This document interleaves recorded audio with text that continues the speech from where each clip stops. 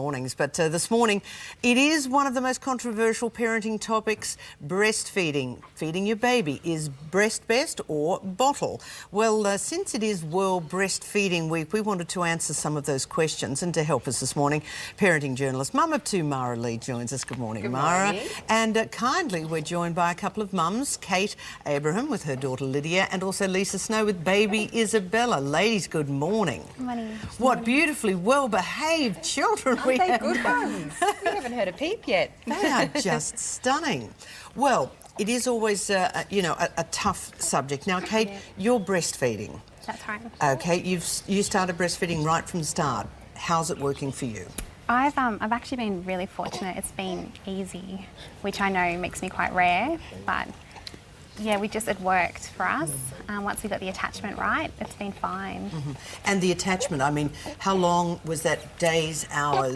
Days. Yeah, in the hospital, the midwives there just gave me a lot of support, and every day, every couple of hours, they're in my room helping and showing me what to do. So that support and the how-to really was invaluable. Yeah, definitely. But it did work. It did. Yeah, it was still stressful, but something you've never done before. But once it worked, it sort of worked, and we went home from hospital and we've been fine ever since. So. Now, Lisa, the other end, you really had a lot of trouble breastfeeding, and you now bottle feed. What happened? Why couldn't you do it? I had mastitis twice, which is very, very painful. I also got nipple thrush, which is lovely. And on top of that, Isabella wasn't putting on enough weight. So in the end... So she just wasn't getting the nutrition? No, she wasn't. And it just became way too painful, and I was very ill, and it's hard to look after a newborn when you're very sick. So in the end, just formula feeding was the way that we had to go. So we had a happy mum and a happy baby. Yeah. And so, but you did attempt the breastfeeding for a while? 4 weeks. So it was just... Look at her. I know there is always so much controversy. Did you ever feel pressured to keep trying and keep working at it by anybody? Definitely. I think that it's a society norm to breastfeed your baby, so if you're not doing it, you're one of the minority. So you definitely feel that, especially, although I've got a great mothers group and so forth, you feel it more from your friends and other people with babies that you're not doing what is the norm. How did that make you feel? There is a bit of guilt. Definitely there's guilt in not breastfeeding your baby, but in the end I had to do what was right for me and what was right for my baby. Absolutely. I mean, you'd back this up, wouldn't you, Mara? Well, look, the interesting thing saying that it's the norm to breastfeed, like the statistics actually show that at 6 months of age, only 10% of babies are still being breastfed. So while there's this strange inconsistency going on where we think we're told it's the best thing to do, we think everyone's doing it, we try to do it, and when we don't, we feel like the freak, like the failure. But in reality, a lot of women struggle with it, and I think that's the key to recognising. I mean, there's this whole perception breast is best, and it is the best food if you can to do it. That's what the health and it is the antibodies. Agree. But at the end of the day, if you can't... You can't. And there needs to be an acknowledgement, I think, that it either, if you want to do it, it does take a long time. Now, it does take up to 6 weeks to kick into successfully. And there are problems along the way. And, there are a lot of reasons why, like your instance, where it's not working and people need to, to find another option. But look, it's different for every woman. Some women find it brilliant. Some women find it a real struggle. It's life, you make your choice. Now, finding a formula, therefore, when you need to find that option, is that a trial and error? I went with one with the midwives at the hospital, was their recommendation. We asked on the just-in-case basis, and so we just went with the one that they recommended for us, and she's had no problems with it, so that's what she's been on since then. Well, look at her. Happy, healthy, mum's happy.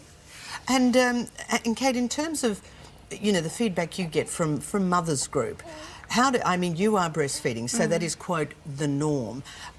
Do you find there is a lot of discussion about women who can't or don't want to? Not really. Like in the judgment sense, no. I think it's so hard being a new mum. There's so many things that you're learning and doing for the first time. So at the end of the day, whatever feeds these little ones is what works best for each individual. So we all talk about our experience with what we're doing at the moment. So we talk about how we're going breastfeeding, and Lisa and there are a couple of others who do use formula. We talk about what formulas work best and what problems they've had, and Yeah, everyone's quite accepting because it's so hard being a new mum. And you found that most of the time, Lisa? Yeah, definitely. Mothers groups are great. I've got to recommend them. That mothers groups are the best thing. That they just support you regardless of what you're doing and help you through it. But why is there this underlying pressure? And clearly it's not coming from mothers groups. Breastfeeding, breast is best, and then there's bottle fed, because there are women who can't. Then, of course, there are women who, out of life's necessities, or don't want to because of work work commitments. Look, I think that the message is coming from the World Health Organisation, and that's what our health experts in Australia and everywhere else around the world, they pick up from that message and they try and filter it through because of the research that they've done and the general belief that this is the way to go. I know, look, it's such an emotive issue and it shouldn't be. I think the fact that there are a few facts that mums should know, and I think that the first one is that breastfed babies will never put on, don't put on as much weight as formula-fed babies. So when you're talking about a baby isn't gaining so much weight and they're breastfed, they could still be thriving. You don't. It's just that compared to formula-fed babies, they might not be, looking as though they're so consistently growing. There's some other things to be aware of as well. It takes time, and you actually do really need support. I think the girls are absolutely right in saying in that first 6 weeks, if that's when breastfeeding is meant to be established, that's also the time you're recovering physically and mentally from a birth, and you're also thrown into this strange new world. So if you're taking breastfeeding and guilt and feelings of whatever on your own, I would say share it, get it out there, find help, go to the breastfeeding website. We've got the details of that on our website so that viewers can get into and get some help. Well, girls, I can't thank you enough for sharing this, because there are so many different sides to this discussion, and clearly you have happy, healthy babies, and that's the point of the exercise.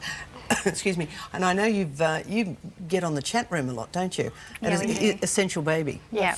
Very helpful for you? Definitely. Is that where you met? Fantastic. It is where we met. Yeah. When we were both pregnant, Yep. quite early on, we sort of joined a due-in group, and now we're part of a parents group on Essential Baby, and it's been fantastic. And that's the website, so the chat room happens. Wonderful Yeah. things. What's these the days. hot topic? What's everyone really stewing over it or obsessing about? What's the big thing? It's divided up into different areas. Yeah. So if you're we're in a parents group at the moment for the babies born in our month that our babies were born. So the hot topic is just what level the babies are up to right now. Whatever's development. happening. Yeah. Oh, wow. Who's Exactly sleeping how, and who's not sleeping. That's how old are the kids here? Lydia's 11 weeks.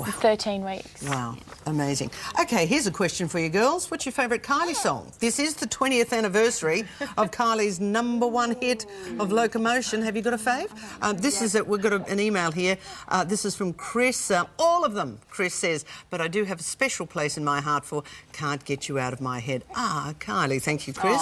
See, mine's the Nick Cave one, where the wild roses grow. It's kind of spooky and it's this story of death and love and intrigue, and she did it with Nick Cave. It's a cracker. Oh, okay. I like the one with Robbie Williams. I Oh, can't yeah, remember what it's called. kids. Come on Yeah, board that's or whatever it is. right, Yep, yeah. I know the one. I can sing it, Yeah. but I won't. Probably Confide in Me. Oh, okay then. Boy, Confide in Me, the Robbie Williams one and the Nick Cave one. We're working on it. If you've got a thought, email us, morningtalk@9.com.au. And again, sincerely, thank you, ladies. Thank you. We've got more after 9:30. We will look at Kylie's career, but next on Mornings. Some of the country may have gotten a whole bunch of rain, but I tell you,